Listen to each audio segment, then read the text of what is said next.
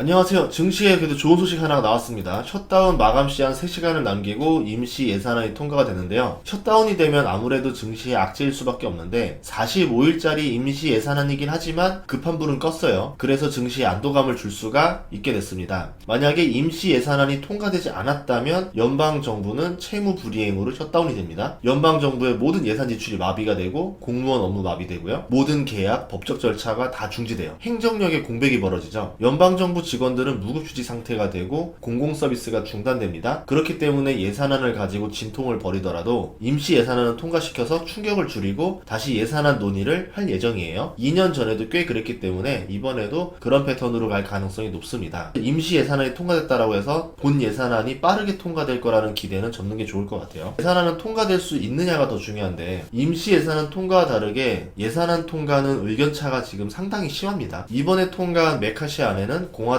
반대가 많은 우크라이나 지원 예산을 뺐고요. 대신에 바이든 대통령이 요구한 재난 지원 예산 160억 달러를 증액했어요. 만약 셧다운이 됐으면 국민들은 민주당이 우크라이나를 지원하기 위해서 공무원 200만 명의 임금을 중단시켰다라는 타격을 받을 뻔했죠. 그런 이유로 메카시 안을 민주당이 거절하기 쉽지 않았던 겁니다. 이 메카시 안의 찬반 내역을 보면요. 민주당은 209명이 찬성하고 1명만 반대했어요. 공화당은 126명이 찬성하고 90명이 반대했습니다. 다음 예산안에서 이렇게 진행을 시키면은 하원 의장인 메카시의 입지도 불리해질 수 있겠죠. 그래서 본 예산으로 가는 게 쉽지 않을 거다라고 보고 있거든요. 공화당 90명은 왜 반대를 했을까? 공화당 하원 의장 메카시가 공화당 강경파를 이끄는 맷 게이츠의 동의를 받지 못했기 때문에 그렇습니다. 일반적인 상황이라면 메카시가 공화당 지지를 이끌어낼 수도 있겠지만 내년의 상황이 그렇지가 않아요. 내년에는 대선이 있고 게이츠는 41세에 불과하지만 플로리다 주 상원을 지낸 아버지를 이어서 정치를 이어받았습니다. 하원 의원만 4번째로 강경 우파의 리더예요. 그리고 트럼프의 열혈 지지자입니다. 메카시도 트럼프 지지자지만 둘은 대립관계예요. 메카시 하원 의장을 14차 투표 때까지 뽑지 않다가 15차 때 메카시 부탁으로 찬성을 해준 게 아니라 보류를 해줍니다. 정족수가 낮아지면서 간신히 메카시가 의장이 됐죠. 그렇듯이 둘 사이가 그렇게 좋지 않다라는 걸 알 수 있어요. 그러면 임시 예산안으로 45일간 시간을 벌었다고 해서 긍정적으로 갈 거라는 기대를 갖는 건 좀 어렵겠죠. 정치 공학적으로 봤을 때 메카시 안이 임시 예산안이 통과가 되면서 이득인 것처럼 보이지만 제가 볼 때는 게이츠가 이번에 주목을 많이 받았기 때문에 오히려 정치적으로 이익은 게이츠가 더 얻었다고 생각을 합니다. 게이츠는 앞으로 자신의 존재감을 더 뽐내겠죠. 민주당의 예산안을 포용하는 포지션을 취하는 메카시의 예산안에 반대를 더 강하게 할 가능성이 높습니다. 그렇게 할수록 본인의 존재감이 더 커지기 때문에 그렇죠. 메카시가 리더십을 잃으면 차기 하원 의장으로 게이츠가 나설 수도 있어요. 상원은 임기가 6년이지만 하원은 임기가 2년입니다. 민심을 대변한다라고 부를 수 있죠. 이번 예산안이 내년 하원 선거랑 대통령 선거에 영향을 줘요. 세금을 누구에게 걷어서 누구에게 주는가가 정치입니다. 공화당 지지자에게 세금을 쓰느냐, 민주당 지지자에게 세금을 쓰느냐가 앞으로 대선에 많은 영향을 주겠죠. 만약 상대 당에게 유리한 예산안을 통과시킨다면 내년 선거에 우리 당이 질 수도 있는 겁니다.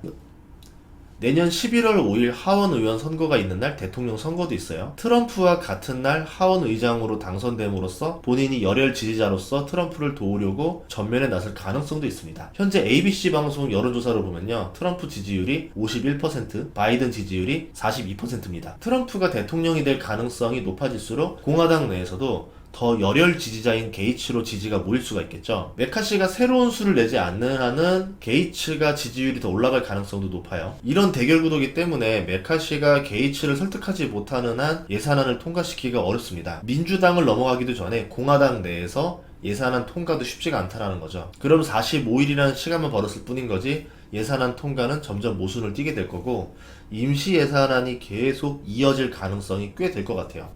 그런데 임시 예산안 통과조차도 쉬운 일이 아니었었습니다. 15일 지나서 예산안 통과든 임시 예산안 통과든 안 되고 셧다운이 된다면은 증시에도 리스크가 발생할 수 있겠죠. 우선은 미국의 신용등급 강등 가능성이 있습니다. 이미 했지만 또 할 수 있어요. 과거 2013년, 2018년에도 신용등급 강등이 있었고 우려도 있었죠. 정부 재정 지출 감소, 기업 매출 감소, 채권 매수 감소, 경제에 나쁜 영향을 끼칠 수밖에 없습니다. 이런 이유로 셧다운이 되면 증시가 일시적으로 하락을 해요. 나스닥 기준으로 보면은 2021년 2018년 1000포인트 정도 하락을 했었어요. 합의가 나고 나면은 다시 회복을 했습니다. 그래서 셧다운 때문에 주식을 팔아야 되냐? 이거에 대해서 저는 동의하지는 않아요. 미국 정치인들이 스스로 결정 때문에 증시 내리는 일을 오래 가져갈 수가 없습니다. 벼랑 끝까지 갔다가 합의를 하고 벼랑 끝까지 갔다가 합의를 하고 이런 것들이 반복이 돼요. 이럴 때는 주식을 싸게 살 수 있는 기회라 생각을 합니다. 기업 가치에는 별로 영향을 주진 않거든요. 정부와 연준도 어쩔 수 없는 위기들이 진짜 큰 위기고 이거는 마음을 모으면 해결할 수 있는 위기거든요. 이런 것들은 저는 가짜 위기라 생각을 합니다. 오히려 투자의 기회가 되는 거죠. 이거보다는 미국채 금리가 4.5%를 넘는 게 더 위험하고요. 유가가 100달러를 넘어가는 게 더 위험하다고 보고 있어요. 지금은 인플레가 둔화되어야 되는 타이밍인데요. 지금의 고금리를 기업과 개인들이 버티기에는 시간의 한계가 있습니다. 골든타임을 놓치게 하는 지표들은 나중에 큰 위기를 만들 수가 있어요. 금요일날 채권금리라던가 유가가 약간 하락해서 증시가 상승을 했는데 아직은 그래도 경계를 해야 될 수준입니다. 셧다운과 증시의 관계를 보면은 우리가 투자에 좀 참고할 수 있을 것 같은데요. 최근 셧다운 위기는 2년 전입니다. 2021년 10월 1일 셧다운 위기가 있었는데 아슬아슬하게 서명을 하면서 잠시 시간 벌고요. 12월에도 똑같이 임시 예산안이 처리가 되면서 시간을 또 벌었습니다. 그리고 2월 달에 또 시간을 벌었어요. 그러니까 3번 했습니다. 그리고 나서 어떻게 됐느냐? 해를 넘겨서 22년도 3월 말에 본격적으로 예산안이 통과가 됐죠. 5달가량을 임시 예산안으로 시간을 끈 거예요. 이것도 22년 2월에 러시아가 우크라이나 침공하면서 초당적인 합의가 있었기 때문에 가능한 거지 그냥 내버려뒀으면 못했을 거예요. 그러면 증시는 어떻게 되었느냐? 셧다운 우려로 인해서 증시는 한 달간 1000포인트 정도 빠졌었습니다. 그러다가 임시 예산안 통과로 한 달간 2000포인트가 올랐어요. 나스닥 100 지수로 16800까지 갔었죠. 하지만 22년부터 지수가 반년 동안 5000포인트가 빠집니다. 예산안 통과 합의가 나왔었던 3월 중순부터 말까지는 2000포인트 올랐어요. 단기적으로는 많이 올랐지만 결국 인플레와 금리 인상에 대한 우려가 더 큰 탓에 증시는 4월부터 6월까지 4000포인트가 빠졌습니다.